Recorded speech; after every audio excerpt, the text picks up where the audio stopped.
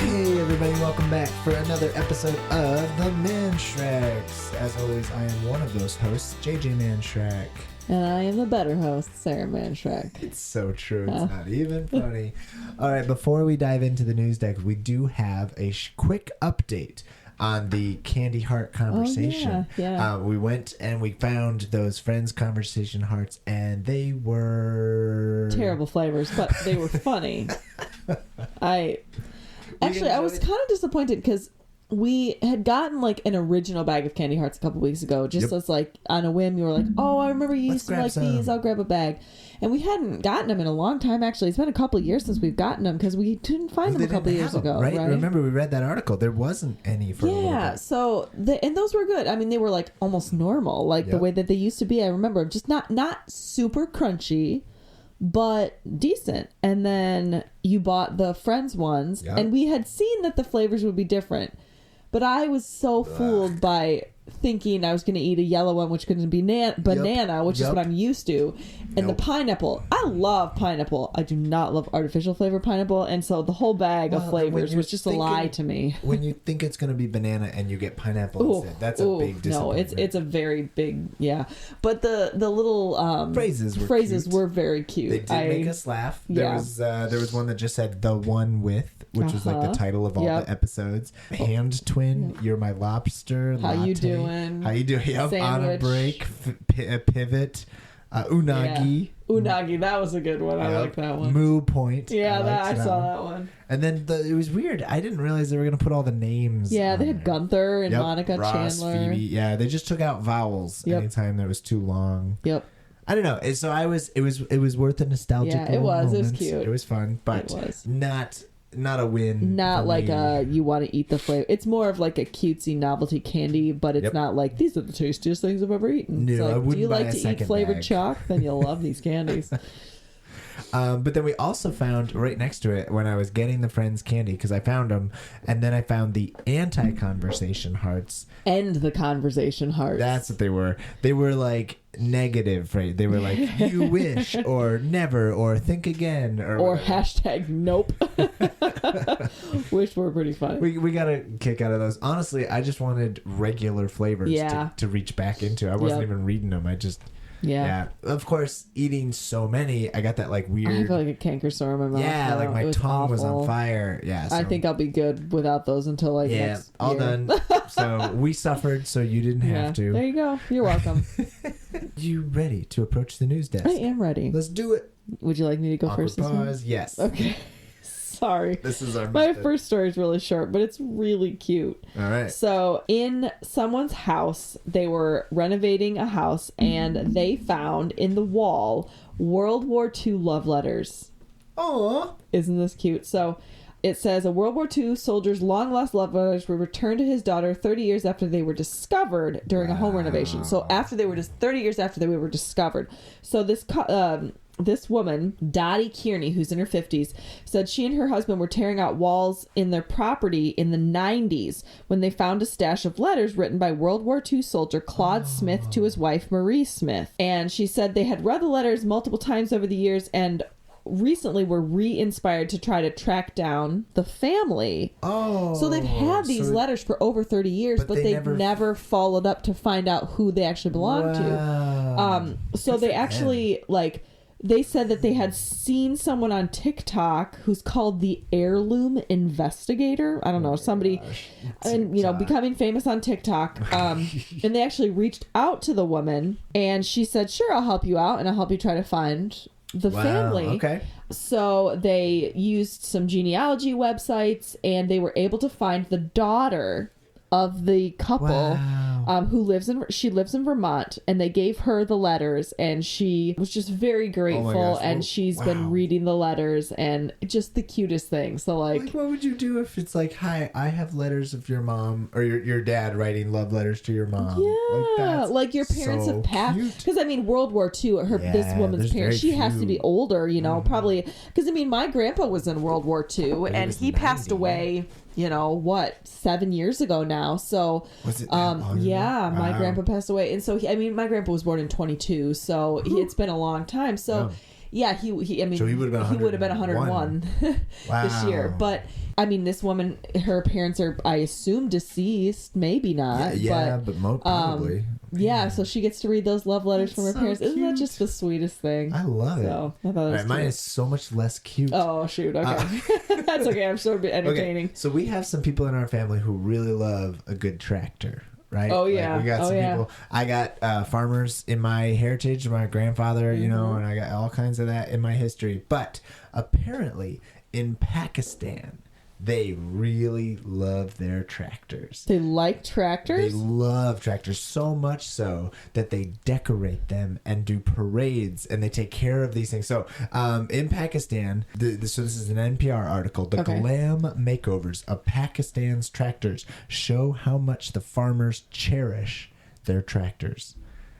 Oh my gosh. Apparently getting a tractor in Pakistan is a massive thing. Like there's a whole culture, a tractor culture. I swear these people are more enthusiastic than John Deere enthusiasts, which is so saying something, right? All right, in Pakistan there is a cache of Pakistani songs that celebrate the enormous tractors, and they are ubiquitous throughout the country. Boppy Tune by this one musician. Boppy Tune. So apparently the tractors are known as Russian tractors, and that goes all the way back to 1970s when Moscow tried to shore up support for the pro-communist government by messing with the agriculture in Afghanistan. Wow. And then that bled into a lot of the tractors came from Afghanistan into Pakistan over the years. Interesting. In the 1970s and the early 80s. So more than 4 decades on, they are a fixture in the Pakistan fields and its culture. It's funny. The story was about, hey, look at these crazy decorated tractors in Pakistan.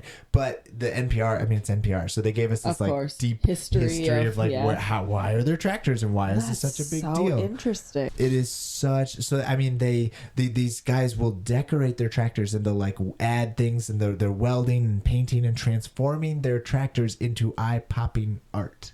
Whoa. I'll show you some of these pictures later. They are just amazing. They're painting them as bright red poles added to the front of the tractor. Wow. Above the headlights, fluorescent green chains are fixed to the side, bells attached with links, colorful ribbons and gear sticks, and it's wrapped with gold tape. Paintings of jars filled with peacock feathers adorn the windows. Like your face, your eyes. I mean, these are farming tools, right? Like, but they love them so much that they decorate them. It's like Mardi Gras for tractors. Tractor Mardi Gras. Oh my gosh. Wow. It is just such a whole thing. So Belarusian tractors, apparently they all came from Belarus. Okay. Which again had something to do with the geopolitical climate. There was like they weren't allowed in certain regions, so they would smuggled in they would smuggle in tractor parts, and they were so valuable they would literally smuggle them in, like carried in on donkeys and camels. The like tractor parts, they'd take them apart and put them on donkeys and get them in and then reassemble them. I mean, dressed up Soviet era tractors turns them into these people, and they've led to these extravagant tractors. That's a whole new level of appreciation for... I'll share the article and I'll share the pictures because it's just so bizarre. But apparently Pakistan, there is a massive tractor loving culture, and I just love that. I think that's so random but so fun. Not what I would have ever expected. No, and I just think I think for all our cultural differences, I bet a redneck in Pakistan would get along just fine with a redneck from America. Like that's cute. That's so cute. This I just love it. They've put like beads and they've added on all kinds of like fun colors. Wow, that's so cool. It's a whole thing. So there's no good transition for this one, but no need. We don't bother with transitions in this podcast. It's true. So I'm gonna do a spin-off article based on something we've done many times, which is Florida Man. Woo! But this is Florida Woman. Yes. So please just appreciate this headline. It says, Florida woman crashes repurposed school bus into Louisiana school after a police chase. Blowtorch seized. This is a Fox News article. Okay, so wait. Let me just construct the story based on what you've already told me. You said a repurposed school bus. So this is a school bus that is not a school bus anymore. That's correct. And she plowed it into the side of a school building. That's correct. And then apparently there was during a blowtorch? while she was being chased by police, and there was a blowtorch that was seized from her possession. Oh my gosh, that's amazing. So a Florida woman in possession of a blowtorch crashed a repurposed school bus painted with graffiti that said sex trafficking awareness. Okay. I'm on board so far. Onto a school campus while being chased by deputies on Tuesday. What was she doing that the police were chasing At her? 6 a.m., this woman is like close to she's 37 years old. She's not even old. 37-year-old woman walked into a gas station carrying a blowtorch and said she was looking for the local office of the Department of Children and Family Services. Okay. Deputies were called and located the bus near Walmart. The officials described the bus as old, very colorful, and covered in graffiti. Wow, yes. This woman refused to stop and ended in a chase into downtown, the city called Covington in Louisiana. Wow. She crashed it into the fence on the grounds of a school. Okay, so not into the building, into the fence. No, I feel better about that. She crashed it into the fence. There were no occupants on board, and there were no people around when she crashed into the fence. So no one was injured. All good. I like that. No one was injured. But she is believed to have been living inside the bus at a local park for about a month. Oh, boy. And then there was a person who had been living with her, but there had been some disputes with domestic abuse. And so the ongoing investigation continues, said the sheriff's office. But I just have so many questions about why are you carrying her on a blowtorch? And using it to threaten people? I felt that Florida woman was just a whole... That is a new level of... Oh, man. Just... But I'll tell you, it sets me up for a perfect segue into my second story, which is a Florida man robbery. Oh, my gosh. Okay. A debit card left behind during Florida robbery leads to arrest. I just don't understand. It's like the one that I talked about a couple weeks ago where they called for help. It's like, what is in the water? So tell me the story. How could they leave behind the debit card? Okay, actually, I think it's hilarious. It was left behind intentionally. It says crime may not pay, but the authorities say criminal tried to. So this is an AP article. Authorities arrested a Florida man who said they broke into a convenience store and took a few items, although he left his debit card behind to pay for the items. Oh, heck no. That's not how it works. So the convenience store was closed, and he broke in and got some stuff, and then left his debit card on the counter to pay for the stuff he stole. And he literally, this is his quote, "I didn't want to steal anything, that's against the law," he said in the video. Deputies responded to an alarm at a closed Palm Coast gas station in the early morning of February 5th. According to the Facebook post, the store owner showed the deputies the surveillance video. They also located a debit card with the suspect's name on the counter near the register. The deputies actually recognized the man in the video from a vehicle fire near the gas station earlier that night. He must have really wanted those items to break into a closed convenience store to get them. Leaving a debit card behind does not absolve you from theft or committing a burglary. I mean, first of all, couldn't you find an open convenience store and then skip this whole nasty process wherein you said you didn't want to steal, but you actually did steal? Deputies tracked the man down to return the debit card and then arrested him for burglary. Absolutely. Okay, but imagine if it wasn't a debit card. If he broke into a convenience store, took a bunch of stuff, and then left like a 50 on the counter or something. He's like, I need this stuff. He still broke into the place. Yep. It's interesting though, right? Like his effort was, I need to pay for this stuff, but I need it now. I can't wait for you to be open. I don't understand the logic. I'm sorry, there's no logic there. I don't understand this story. I think it's actually kind of sweet that he tried to pay for it. I wish that the podcast listeners could hear your my eyebrows going up and down. Yeah, there was a lot there. Oh, this is just a lot to process, honestly. I don't understand the logic. It's like, it's foolish enough. I'm going to do this regardless, but I'm really sorry about it. But I'm still going to do it, even though I know it's wrong. But I'm going to do it anyway. Like, just go to an open convenience store, just complete the transaction like all of us normal citizens do, and don't get arrested. That's very simple, honestly. But I think if somebody broke in somewhere and took some stuff and left behind cash, we wouldn't hardly raise our eyebrows. We'd be like, oh, it's not good, but whatever. But the debit card, that is just a special totally level. Incriminating. Like, oh my gosh. I guess I'm confused because, breaking into somewhere is illegal, right? Yep. Like, it's not like, oops, I broke your window and went inside. Like, I just love that line. I didn't want to steal anything. That's against the law. I wanted to pay for it. Yeah, so it's breaking and entering. That's against the law, but, What do you think the police officer is going to be like? Oh, you're right. It's totally fine.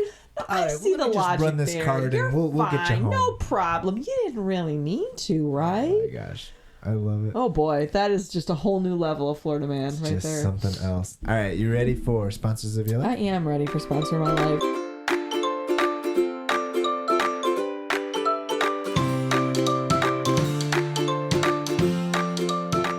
All right, what do you got? So, I haven't gone out antique stores recently. I am known for my, I enjoy antiquing a lot. So I really do. I enjoy antique store shopping, thrifting, all of those things.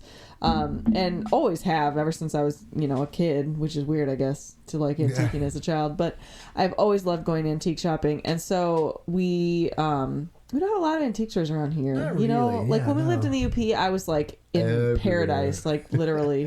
I would go antique store shopping 4 of them all the time. One downtown. But here we don't have so many, and there's a couple that I like to go to. So this weekend I went to one and just kind of browsed. And it's just so much fun. I love it. I love going to antique stores and looking around. So I did that this weekend, and that was sponsoring my life. Didn't find what I was looking for at all, but that's how it works, right? It was great. They're not normal stores, right? No, you're looking for specific stuff, and sometimes you find a gem as you're browsing. So yeah, very cool. And that's not really my jam. It's not my world, but I love that you love it. I do. It sponsors your life. It does. Over there. How about you? What was your sponsor this week? Honestly, so lately I have been having so many meetings, and I'm really grateful because some of these meetings have been really spread out.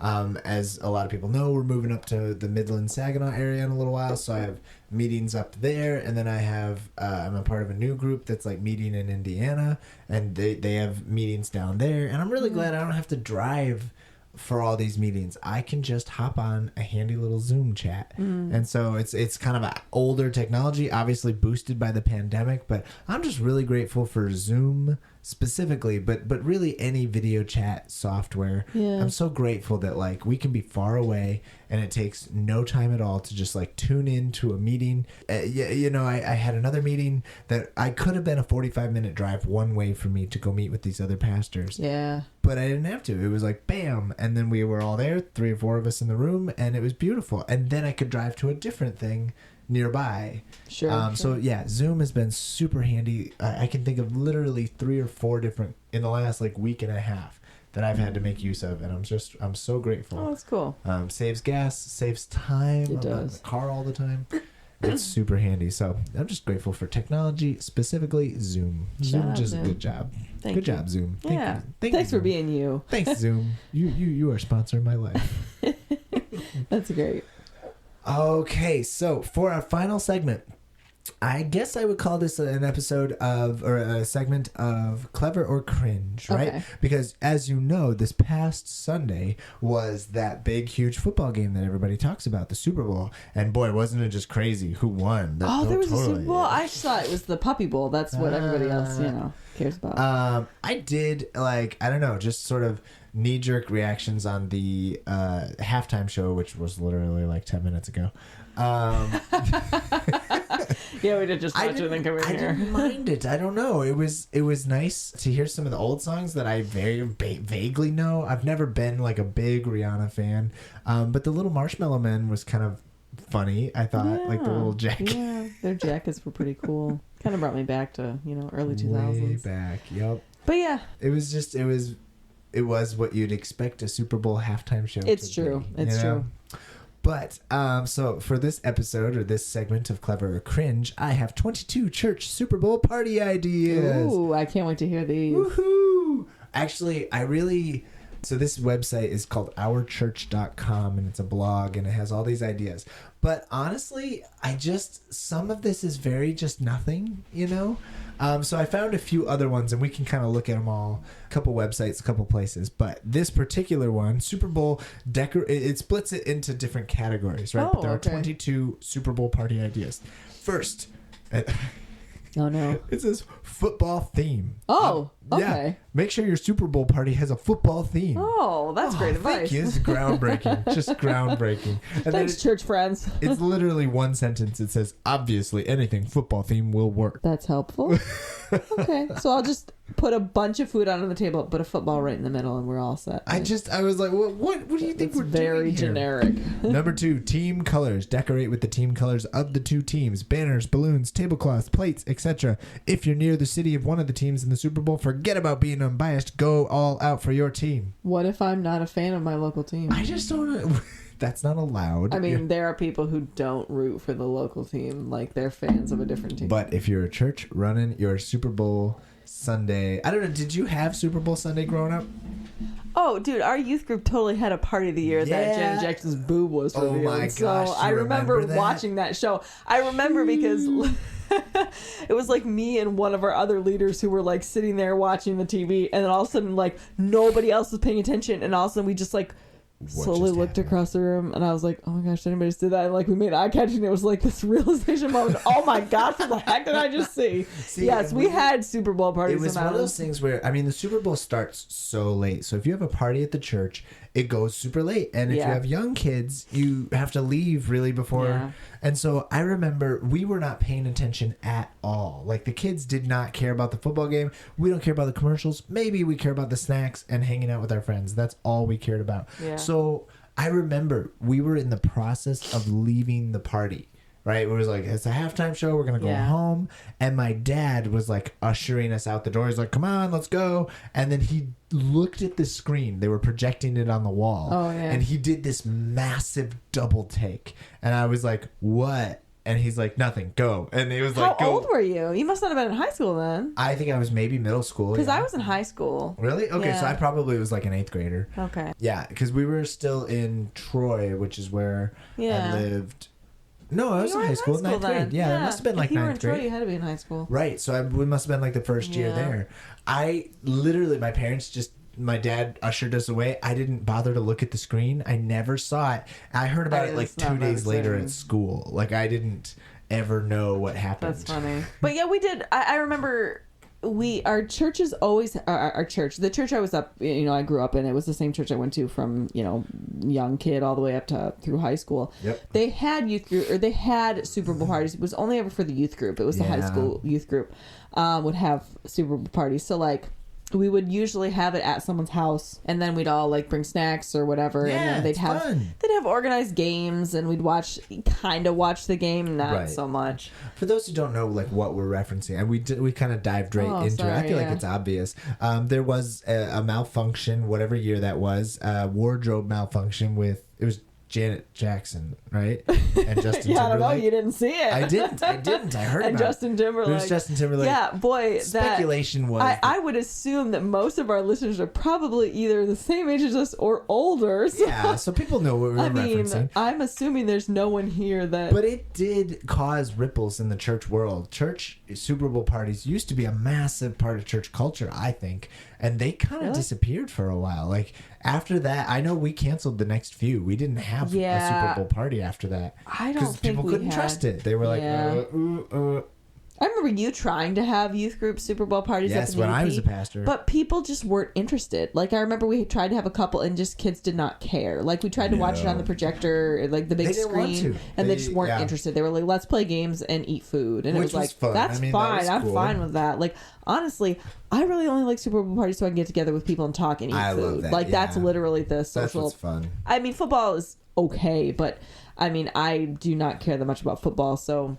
All right, so those were the 2 decoration ideas. Football theme and team colors, right? Super Bowl food ideas. Chili cook-off. My church does a chili cook-off contest as part of our Super Bowl party every year. That's kind of a cool idea. Yeah, I could get on board with a chili cook-off.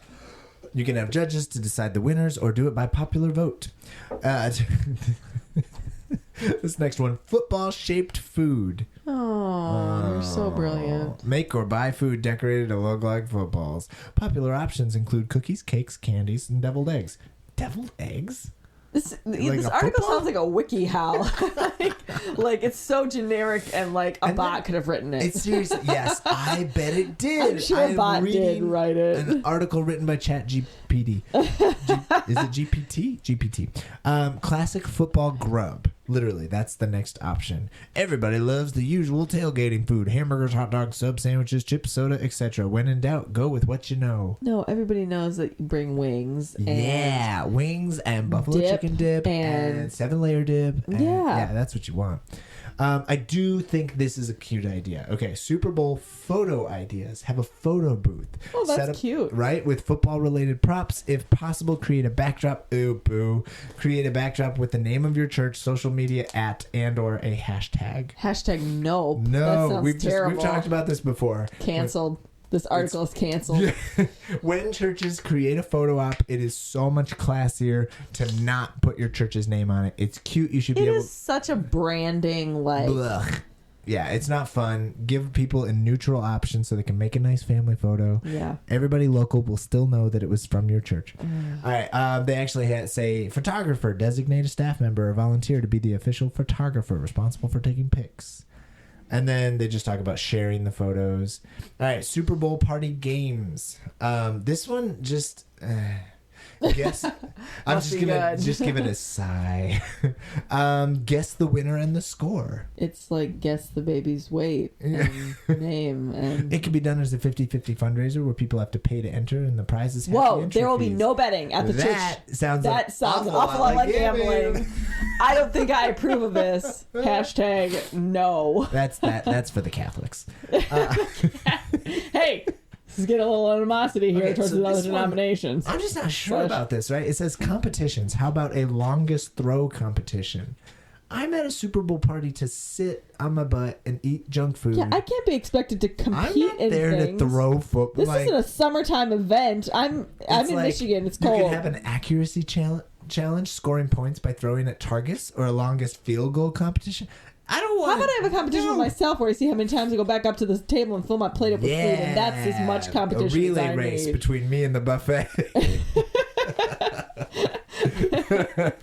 How about this is what you really did at a Super Bowl party tonight, isn't it, JJ?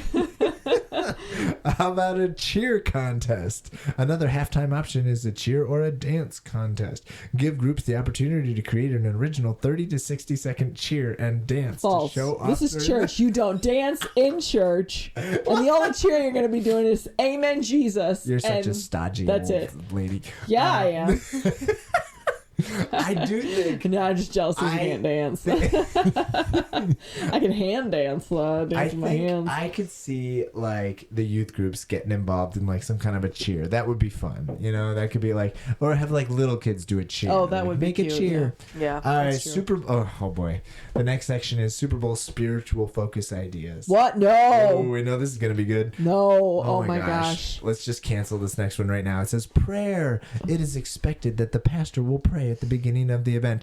Other people are allowed to pray too, as the pastor. Let me just say, JJ, I've been taught that only the pastor is holy enough to bless. Let me explain, just from a pastor's perspective, how annoying that is. Like everywhere you go, they just look at you and say, "This is where you're here. Pray." Of course, you're here to say grace at the wedding. You're here to say grace at the funeral. You're here to say that's your function. You just do the praying. No one else is allowed to bless the food. Could you say a prayer for this podcast right now? No. Don't get me wrong. He's a little salty about prayer, folks. I don't know about. It's so performative. My prayer life is like me talking to God, and I have I don't like the performative aspect of it. But anyways, look at this. It says people will pray at the beginning of the event before the people dive into the food. Don't miss the opportunity. Don't rush it. Pray that God would be active in your event, helping people find acceptance, build relationships. Are they telling you how to evangelize during a prayer at a Super Bowl party? Wait for it. So Super Bowl party number 14, idea number 14, the halftime message. The Super Bowl halftime shows have gained a reputation for being either really raunchy or really boring. Why not turn it off and do something of spiritual value? Remember, people will want to use the halftime to go to the restroom and get some more food, so keep it short. So make it boring or raunchy. They want... They want me to do what? Preach a sermon? All right, so they now absolutely that do. I have you all gathered here, use the restroom, grab some more food, and let me give you a little message. Come on. Oh, that sounds like an opportunity, JJ. You better Bowl's capitalize on this for next halftime year. message. Oh boy. Better take it all the way. Spike the Bible. Please don't do that. Please don't do that. Number 15, purposeful party favors. Give people a memento for the road that has spiritual value. It could be a small devotion booklet, a printout at a church's upcoming events, or something on their desk to remind them to pray. What on earth? It's a Super Bowl party, guys. Is this an ad for Oriental Trading? Can be purchased easily for only $20. It seems like, yes, buy little. I feel like there should be like a knickknacks. link. Click here for ideas. We do make a small profit off of this purchase. I'm cringing. So create a web page for your church website specifically for your Super Bowl party with all the details. No, do not do this. We've gone super generic, right? It says promotional graphic. Add a graphic to your homepage to promote the event. Share on social media. Empower your people. Create a Facebook event. Empower your people to create a Facebook page for the Super Bowl party. Please empower your people to do more important things in the world, especially if you're part of a church. It says empower your people. Encourage your church members to share/retweet the Super Bowl party posts so their friends will see them. I'm more and more convinced this article was written by bots. This is so generically general. Well, wait for the last two. Create a Facebook event for the event, run a paid Facebook ad for the event, or run a paid Google ad for the event. Sponsored by Meta. Oh my gosh, yep. This was written by a bot, I guarantee it. So I'm going to just claim most of that is cringy. The only thing I kind of like that I've never done before was the photo booth. I think that's cute, yeah. But I like an opportunity for a good photo booth, you know. But it's always fun. Pastors, please don't try to preach a sermon during that halftime show. But if you do, it dang well better be a good one. I want lights. I want glitz. I want floating platforms that go up and down. And marshmallow men dancing. Yes, that's what we want. And maybe throw in umbrella in there somewhere as you dance. Under my umbrella. Talk about how Jesus is like our umbrella. Protects us from God's wrath and judgment. Just kidding. Don't. That's just bad theology. Don't do that. That is something of a metaphor there. Do you remember those horrible umbrella? Have you seen the ones with there's like 3 umbrellas? I have seen and that. And it's like Jesus is the big umbrella, and then husband's the little and one. then there's the wife. Yeah. Yep. And none of which makes sense because all the other umbrella levels are unnecessary. You only need the one. It's like sitting in their house with an umbrella. When it's raining outside. It's like this is sort of silly. It's completely pointless. Super Bowl parties at church. Wow. That's just classic fodder. Brings me back. I didn't go to a Super Bowl party this year. I had a little at-home party with the youngest. The middle kiddo. Yeah. So one of them. I took the other 2 boys to our life group Super Bowl party. I hope you took the youngest because I only had one at home. Oh, I did. I took 3 kids. I forgot. There was another one. We have 4 of them. Oh, it's easy to lose one here or there. You know, as long as I leave with the same amount I came with, it's fine. Doesn't have to be the same ones, but you know. Yeah. No, it was a fun party. We had tons of junk food, wings, and all the rest. You didn't preach though? I did not. What's wrong with you? Next time I will suggest pausing the halftime show to give a little sermon in the middle there. I just can't imagine anything else that would like kill the fun of a fellowship event where you're like, guys, like Super Bowl. It's an American fellowship, like pastime thing. There's nothing spiritual about it, right? You really can't make it spiritual, and that's okay. So not everything has to be a sermon, you know. It's true. Even as someone who loves to preach, not everything. All right, let me get on my soapbox. Hang on. I did see. I have a pastor friend whose church they were collecting soup cans to donate for Super Bowl Sunday, and if they raised 800 cans, they dumped Gatorade on their pastor, and they did it. They raised like 800. We used to do the Super Bowl thing. Yeah. Super Bowl on Super Bowl Sunday up in the UP. Yes, they'd have the big soup. And in Chicago, do you remember that at the youth program? There too. Yep. We would put out 2 bowls, and we'd put the 2 teams, and people would put money in for their team.